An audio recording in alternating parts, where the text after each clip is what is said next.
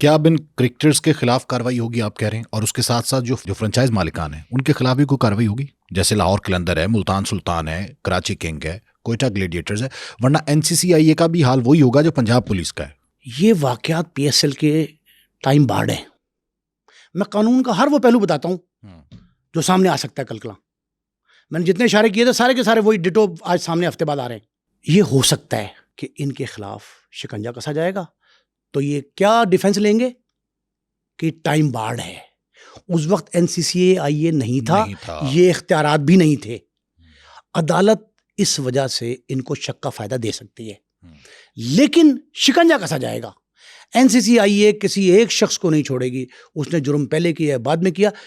یہ جرم کیوں مل گیا ڈکی بھائی کے جرم سے کہ ڈکی بھائی نے اس کو ریفر کر دیا کہ میں نے اس وجہ سے جرم کیا کہ وہ بھی تو کر رہا تھا۔ یہ ایکسکیوز کوئی نہیں ہے کہ جی طارق صاحب نے جرم کیا، نہیں مصطفیٰ وہی کرے، کیوں کاپی کرے؟ بھائی قانون تو سب کے لیے ایک جیسا۔ آپ نے اچھا جملہ کہا ہے کہ اگر آپ نے یونیفارمٹی ثابت کرنی ہے تو آپ کو یہ بھی ثابت کرنا ہے کہ اے کرے گناہ یا جرم تو برابر ہے بی کے زی کے، سب کے برابر۔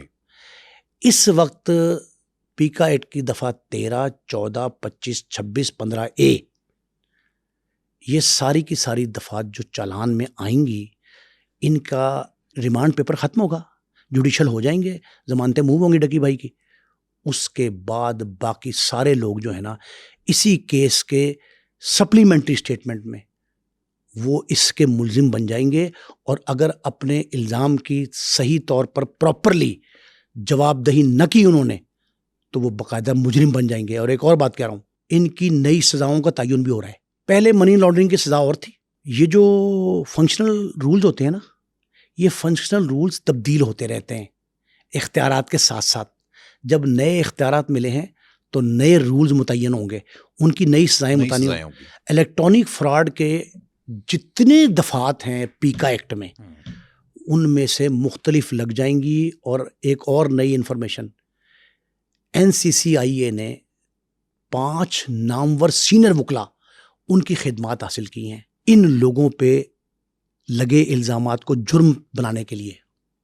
اور ڈکی بھائی کے کیس میں سے میں نے جو بات کہی تھی، کئی مقدمات جنم لیں گے، کئی نئے ملزم سامنے آئیں گے، اور ان کئی نئے ملزموں کی روشنی میں، ان کے بیانات کی روشنی میں، کئی نئے چہرے جو ہیں وہ اس میں نئے کیسز میں نامزد ہو جائیں گے۔ بالکل صحیح۔ ڈکی بھائی کی جو کیس ہے وہ کھلتا چلا جا رہا ہے اس کی پرتیں، اور مزید ملزمان بھی شامل ہوں گے، اور اس کے ساتھ ساتھ مزید بڑی شخصیات بھی آئیں گی اس کی زد میں۔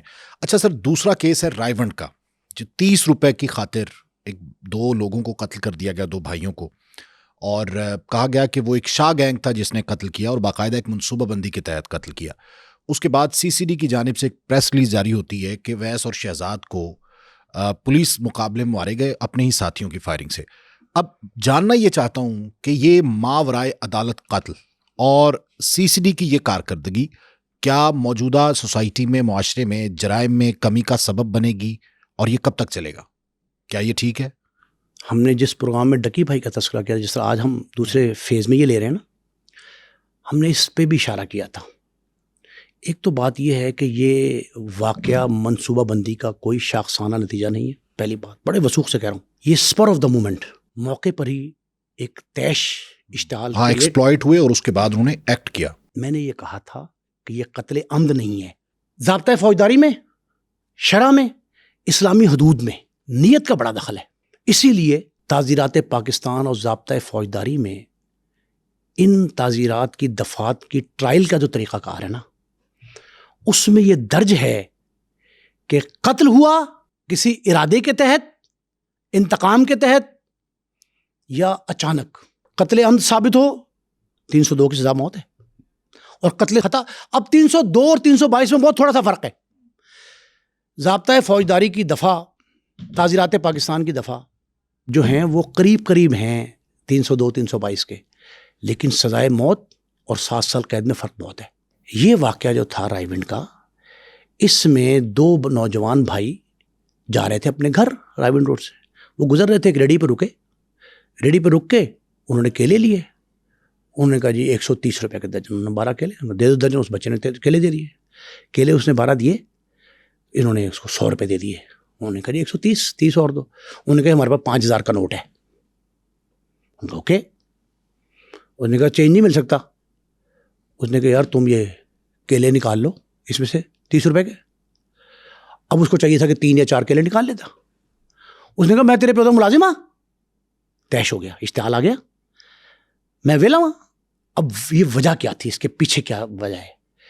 وہ بچہ جو ریڑھی والا ہے اس کے ساتھی اور وہ خود پیچھے میدان ہے, اسے کہتے ہیں پنجابی میں رڑا میں وہ کرکٹ کھیل رہے تھے. وہ اس کی توجہ ادھر تھی. اس نے کہا یار میں اب کیلے نکالوں ڈالوں 30 کا دے رہا کہ نہیں دے رہا. اس نے کہا لینے نکل دو. گرمی سردی ہو گئی, لڑ پڑے. اس نے اشارے سے آواز دی, وہ اس کے ساتھی کرکٹر جو کھیل رہے تھے وہی بھاگ کے آ گئے. انہوں نے اب یہ ثابت کرنا نہایت مشکل ہوتا ہے کہ یہ انٹینشنلی کلڈ ہے. ایک تو انٹینشنلی, دوسرا بلوا ہے. کوئی بیٹ مار رہا ہے, کوئی ڈنڈا مار رہا ہے, کوئی تھپڑ مار رہا ہے, کوئی گھونسا مار رہا ہے, جو عام طور پہ لڑائیوں میں ہوتا جو ہے, ٹھوکر مار رہا ہے. بلوا ہے نا, بلوا. بلوے میں یہ ڈٹرمن کرنا, اس کا تعین کرنا کہ کس نے کیا مارا, نئی مسوا کتنا کردار ہے, طارق کا کتنا کردار ہے, یہ تعین نہیں ہو سکتا. جب یہ تعین نہیں ہوگا تو عدالت سے فائدہ اٹھا کے بچ جائیں گے. یہ دونوں جو ہیں بچے ایک موقع پہ اور ایک گھر جا کے ہاسپٹل میں فوت ہو جاتے ہیں. دونوں بھائی, بہت بڑا سانحہ ہے.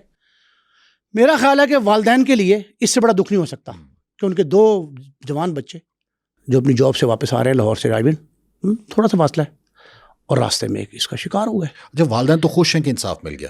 والدین نے 2 دن تک, مجھ سے بھی یہ بات ہوئی, کئی میڈیا کے لوگوں سے بات ہوئی, والدین نے 2 دن تک یہ کہا کہ ملزم کیوں نہیں پکڑے جا رہے. ان کے مطالبات میڈیا پہ چل رہے ہیں, سوشل میڈیا پہ بھی ہیں, مین اسٹریم پہ بھی ہیں کہ جی ملزم پکڑے جائیں. ملزم پولیس نے 5 سے 7 گھنٹے کے اندر پکڑ لیے تھے. لوکل رائے پولیس نے پکڑے, رائے میں مقدمہ درج ہوا, اور حوالے کس کے کیے؟ تفتیش کے لیے سی سی ڈی کے. سی سی ڈی کے پاس جب ملزم گئے تو سی سی ڈی کے پاس شارٹ کٹ طریقہ کار ہے, اور یہ کہتے یہ ہیں کہ یہ اوپر سے ملنے والے احکامات کے تحت ہے. سی سی ڈی پہ ہم نے یہ اعتراض کیا تھا جب وہ بنی تھی اس وقت.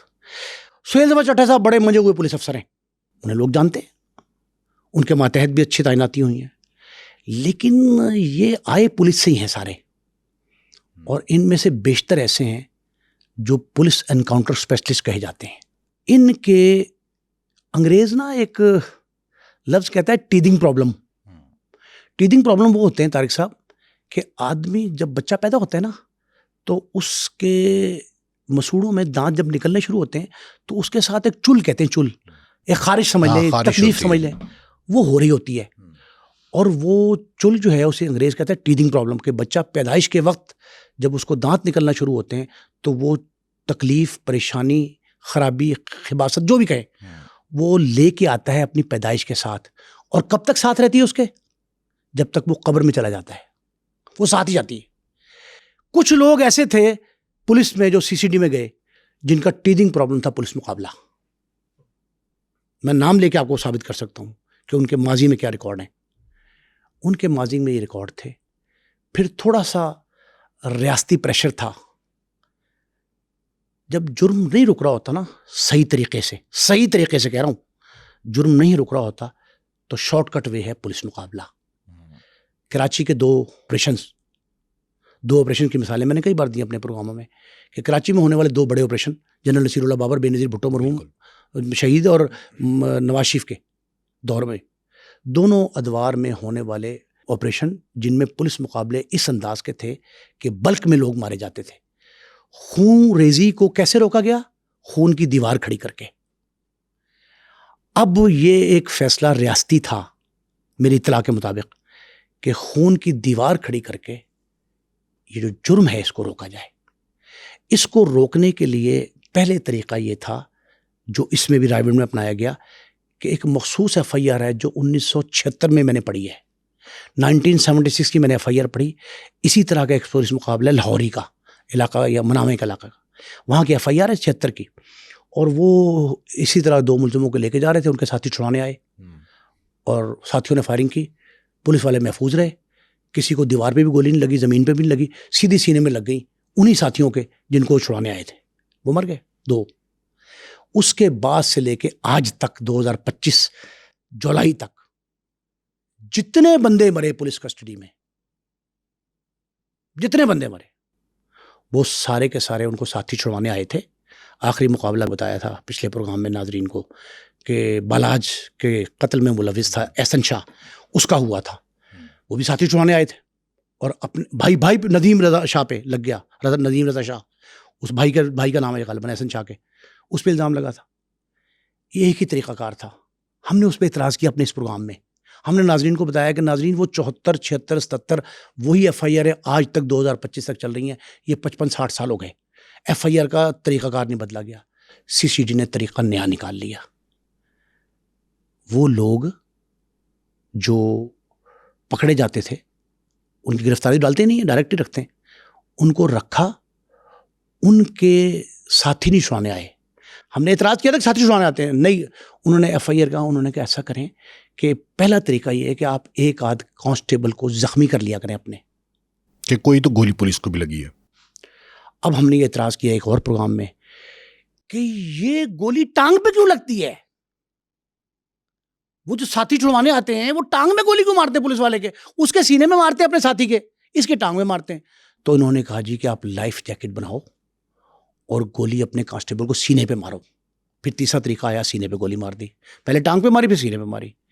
چوتھا طریقہ پھر نکالا. جب اس پہ اعتراض ہوا ایک نیا طریقہ آ گیا کہ ملزم جو ہے اس نے ڈب میں اپنے شلوار کے نیفے میں پسٹل رکھا تھا اور وہ چل گیا. اچانک اس نے نکالنے کی کوشش کی, چل گیا اور وہ اس کے جو نازک اعضاء پہ لگا اور وہ نامرد ہو گیا.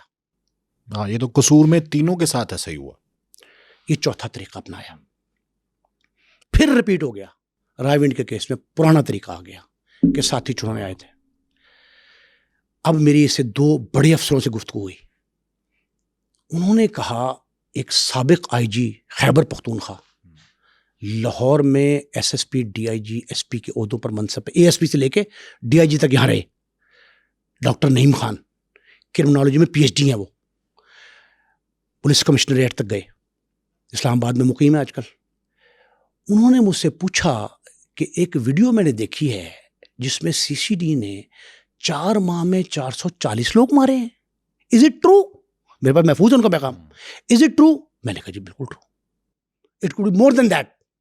کہتے کتنے؟ میں کہا اس سے زیادہ ہو سکتے, کم نہیں ہوں گے.